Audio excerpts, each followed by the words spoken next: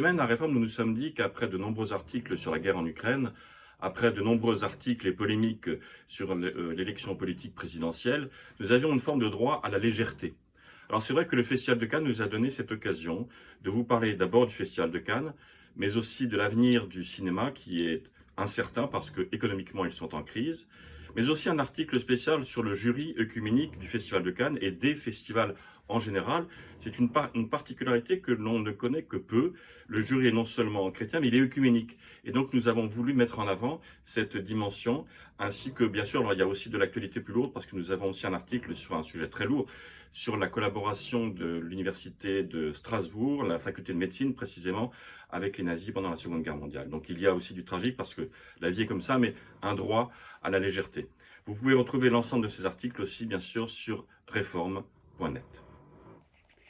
Les femmes sont à l'honneur dans ce numéro du magazine La Vie, avec en couverture Annie Dupéret et Isabelle Carré. Les deux actrices sont également auteurs et romancières. À l'occasion d'un long entretien croisé, elles ont partagé autour de leur vie, avec son lot de joie et de drame, mais aussi leur passion pour la littérature et puis leur engagement au service des autres. L'occasion de consacrer ce numéro aux héroïnes ordinaires, ces femmes qui dans le quotidien se mettent au service des autres, que ce soit par vocation ou par métier, comme ces mères de l'association SOS Village d'Enfants. Autre femme du 19e siècle qui sera honorée puisqu'elle sera déclarée bienheureuse ce week-end à Lyon, Pauline Jaricot, une jeune femme qui s'est mise au service de la propagation de la foi et des missions, mais aussi, comme le raconte notre récit, une femme qui a tenté vainement l'aventure d'une entreprise chrétienne. Les héroïnes ordinaires, c'est au cœur de ce numéro du magazine La Vie. Bonjour, à la une de France catholique cette semaine, le peintre et décorateur Maurice Denis, décédé en 1943, très connu à son époque.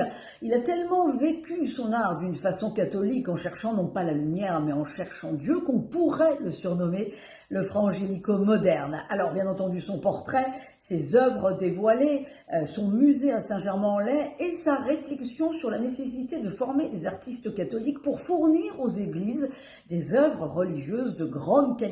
C'est ainsi qu'il a créé, par exemple, les ateliers de l'art sacré. À côté de cette découverte de Maurice Denis, nous vous proposons, pour compléter finalement sa recherche dans la transmission du beau, la pertinente réflexion du philosophe Frédéric Guillot qui s'interroge sur où est passée la beauté. C'est vrai que ce qui compte désormais, c'est l'innovation, le malaise, le dérangement du spectateur. Et l'on peut se demander comment retrouver le chemin du beau alors que nous nous sentons dans une impasse avec l'art contemporain. Voilà ce que nous vous proposons cette semaine au sommaire de France catholique. Bonne lecture et belle semaine. Bonjour, après la solennelle canonisation à Rome dimanche dernier de Charles de Foucauld et de 9 autres saints, c'est Pauline Jaricot, la française, qui est à l'honneur ce dimanche à Lyon. Nous nous sommes rendus à Lyon justement, où la nouvelle bienheureuse a donné naissance à l'œuvre de la propagation de la foi, mais aussi aux équipes du Rosaire vivant. Au-delà de ces œuvres, on découvre dans notre magazine cette semaine la spiritualité de cette femme habitée par une seule passion, aimer Dieu et le faire connaître.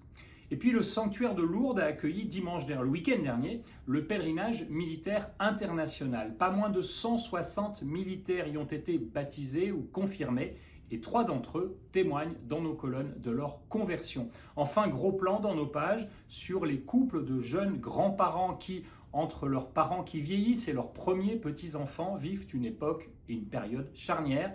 À l'île Bouchard, plusieurs d'entre eux ont suivi une session pour justement passer ce cap sereinement. Je vous dis à la semaine prochaine.